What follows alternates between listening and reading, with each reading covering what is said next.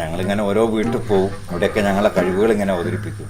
അപ്പം അവരെന്തെങ്കിലും പൈസ തരുമ്പോൾ ഞങ്ങൾക്കൊരു ജീവിത വരുമാന മാർഗ്ഗമാണല്ലോ.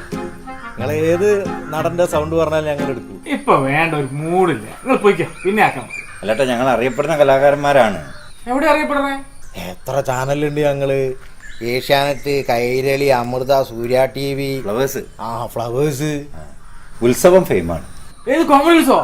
അതല്ല, ഉത്സവപ്പറമ്പ് പോയിട്ട് മിമിക്രി കളിച്ചിട്ട്. ഉത്സവപ്പറമ്പ് പോയിക്കോളെ. എങ്ങനെ വരെ? അല്ല ഏട്ടാ, ഞങ്ങള് ഏത് സൗണ്ട് പറഞ്ഞാലും ഞങ്ങള് എടുക്കും. ആണോ? ഞങ്ങളൊരു കാര്യം, നിങ്ങൾ അമിതാഭ് ബച്ചൻ ശബ്ദം ഈ എടുത്തു കൊടുക്ക. അതിന് അമിതാഭ് ബച്ചനെ അറിയില്ലല്ലോ ഏട്ടാ.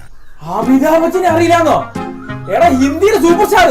അല്ല, അതറിയാം, എനിക്ക് അനുകരിക്കാൻ അറിയില്ലല്ലോ, അതുകൊണ്ടാ. ഇന്ത്യനെ വേറെ ആരെങ്കിലും പറയുകയാണെങ്കിൽ ഏട്ടാ. ബാബു ആന്റണി അല്ലല്ലോ അല്ലേ? പീജാനിനെ അറിയില്ലേ? എടാ, ആദ്യമായിട്ട് അവാർഡൊക്കെ കിട്ടിയ മനുഷ്യനാട്ടോ. ഏട്ടാ, നിങ്ങൾ കുറച്ചും കൂടി യൂത്ത് ആയിട്ടുള്ള ആരെങ്കിലും ഒക്കെ സൗണ്ട് പറഞ്ഞാൽ യൂത്ത് ആർമോണ്ട് ശാസ്ത്ര ശബ്ദം നിർത്താം. ശ്വാസകോശം സ്പോഞ്ച് പോലെ അതല്ല നിങ്ങൾ ഉദ്ദേശിച്ച ആ ഇംഗ്ലീഷ് നടനല്ലേ? എന്തേനെ പോന്ന് കാണ്ട ചങ്ങ. ഇനി പോട്ടെ, സിനിമാക്കാർ വേണ്ടെങ്കിൽ വേണ്ട കേട്ടാ. രാഷ്ട്രീയക്കാരെ സൗണ്ട് ചോദിച്ചാൽ ഞങ്ങൾ എടുത്തു. രാഷ്ട്രീയക്കാരും രാഷ്ട്രീയ നേതാക്കളുടെ സൗണ്ട്. എന്നാലേ ജാക്കി ചാന്റെ ശബ്ദം നിർത്ത്. ജാക്കി ചാൻ രാഷ്ട്രീയത്തിൽ. എടാ, അയാൾ അവിടുത്തെ വലിയ രാഷ്ട്രീയക്കാരനാണ്ടോ. സാറേ, നിങ്ങളൊരു 1000 ഉറുപ്പ്യ തരികയാണെങ്കിൽ ഞങ്ങളൊരു 28 നടന്മാരെ സൗണ്ട്, പിന്നെ രണ്ട് സ്കിറ്റ് ഞങ്ങൾ കളിച്ചുതരാം. ഒരു പാട്ടും പാടിത്തരാം. 1000 ഉറുപ്പ്യക്കോ?